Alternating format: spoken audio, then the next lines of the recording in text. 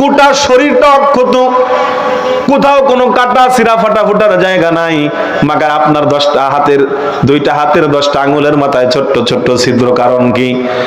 সাংবাদিকরা তখন মা উত্তর দেয়, আরে সাংবাদিক বাজানেরা, সৃষ্টিকর্তা আমাকে একজন মা বানায় দুনিয়ার মধ্যে পাঠাইছে। আমার সাথে ছোট্ট যেই বাচ্চাটা, এটা আমার বাচ্চা। আমরা যখন এই বিল্ডিং এর মধ্যে ঢুকছি তখন আমার ব্যাগের মধ্যে ছোট্ট এক প্যাকেট বিস্কিট ছিল, আর একটা পানির বোতল ছিল। আমরা যখন এই বিল্ডিংটা যখন ক্ষতিগ্রস্ত হলো, ভেঙে যখন মাটির নিচে চলে গেল, আমাদের বোঝা হয়ে গেল, আমরা মনে হয় আর দুনিয়াতে ফিরতে পারবো না, কারণ এই 7 তলা মাটির নিচে কেউ উদ্ধার আমাদেরকে করতে পারবে না। আমি সামান্য এক প্যাকেট বিস্কিট আর এই পানিটা আমার সন্তানটাকে একটু একটু করে খাওয়ালাম। 2-3 দিন হয়ে গেল, পানিও শেষ, বিস্কিটও শেষ। আমার সন্তান আমার কাছে গুড়গুড় করে আর বলে, মা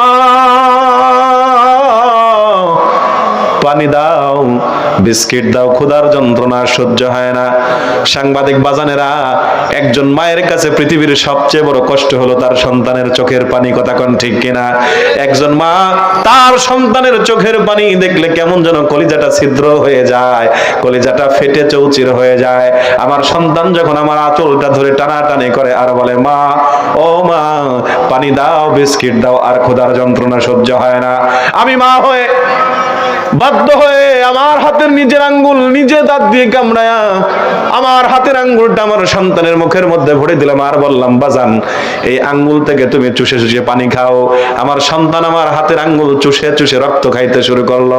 কিছুক্ষণ পরে আমার এই হাতের আঙ্গুলটা যখন অবশ হয়ে গেল, ব্যথা হয়ে গেল, আমি যখন এই আঙ্গুলটা নড়াচড়া করতে পারি না, বাধ্য হয়ে দ্বিতীয় আঙ্গুলটা দাঁতের নিচে ফেলে দ্বিতীয় আঙ্গুলটাকে আমি ছিদ্র করে সন্তানের মুখের মধ্যে ভরে দিলাম।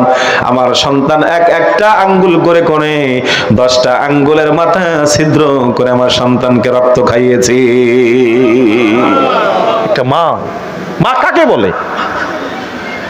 কুলাঙ্গার সন্তান, তোমাকে বলছি, যে মা তোমাকে এত কষ্ট করে মানুষ করলো, যেই বাবা অসম্ভব কষ্ট করে নিজে পড়ে না পড়ে, খেয়ে না খেয়ে তোমার জন্য ঢাল হয়ে তোমাকে এস্টাবলিশ করলো, তোমাকে আজকে চাকরিজীবী করলো, তোমাকে আজকে ব্যবসায়ী করলো, সফল ব্যবসায়ী। আজকে সেই বাবা মা বৃদ্ধ হয়ে যাওয়ার পরে তোমার কাছে বাবা মা বোঝা হয়ে গেল, বাবা মা তোমার জন্য ভারী হয়ে গেল। বাবা মাকে তুমি ধমক দিয়ে কথা বলো, চোখ রাঙা দিয়ে কথা বলো, বাবা মাকে বলো বুড়া বুড়ি, আর শ্বশুর বাড়ির আত্মীয় স্বজন তোমার কাছে বড় আপন হয়ে গেল। আছে না নাই? কথা কন না কেন? কুলাঙ্গার কিছু সন্তান আছে, বিয়ে করার পরে শ্বশুর বাড়ির কয়েকদিনের অবদান পেয়ে বাপ মার 25 বছর অবদান ভুলে গেছে।